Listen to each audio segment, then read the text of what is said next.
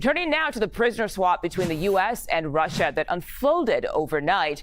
Russian officials released dual national Ksenia Karelina in exchange for German-Russian national Arthur Petrov. Petrov is being held on allegations of exporting microelectronics. Take a look at this video here. You can see a number of officials gathering on the tarmac in Moscow before the exchange started. Petrov boarded the plane shortly after. U.S. officials say Karelina left from Abu Dhabi at around 3 a.m. Eastern. Her flight is expected to touch down later this afternoon. Secretary of State Marco Rubio confirmed the swap on social media. Rubio says Karelina was being held in Russia for over a year before her release. U.S. officials have not provided any other information about the terms of the exchange. Let's bring in CBS News national security contributor Sam Vinograd for much more on this. Sam, what do we know about Karelina's arrest and the conditions she was being held under in Russia? Mugo, thanks so much for that question. We know that the various Americans that have been held in Russia under wrongful detention have been held in relatively dire conditions. Some have been sent to penal colonies, they've been isolated from family and other support, and have really undergone serious duress.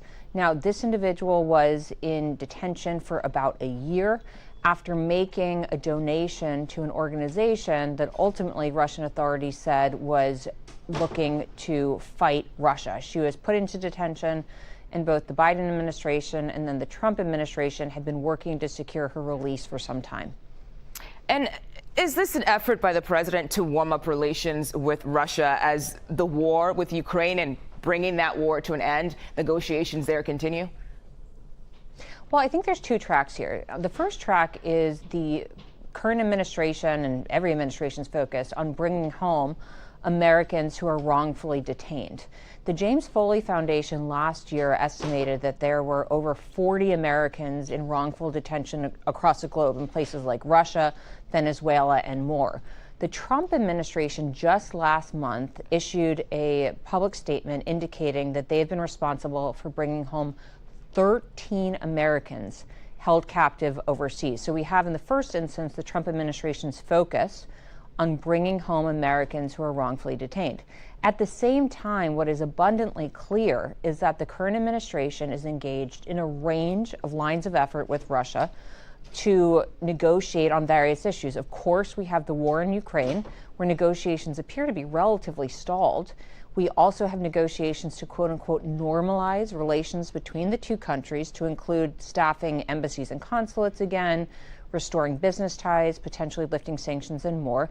And then in this instance, we have the release of individuals from both countries that are under captivity or detention in both the U.S. and Russia. So there are various lines of effort underway. And overall, I do think both countries are looking for bright spots to improve the relationship as they negotiate on various fronts. And do we have any information about who exactly was involved in the negotiations to bring Karelina home? We do. We understand that in this case, CIA Director John Ratcliffe and the CIA led negotiations on this particular prisoner swap. I will note that just a few weeks ago, during the early days of President Trump's administration, Special Envoy Steve Witkoff was involved in the release of an individual named Mark Fogel in his return to the United States. So it is very clear that various U.S. officials are involved in these hostage release negotiations.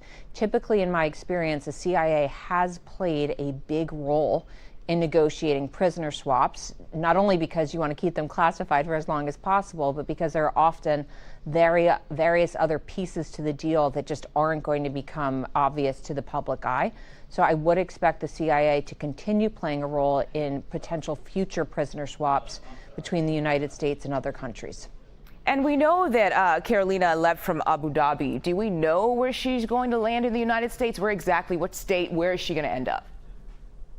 I don't think we have that information yet, but typically in these situations, once an individual lands back on U.S. soil, they are taken to a medical facility for a diagnostic, both from a physical and a mental perspective, and ongoing support to help them reacclimate to the U.S. and to being out of captivity. So wherever Karelina lands, we should expect her to be immediately transferred to a medical facility for both diagnostic, supervision, and ongoing support.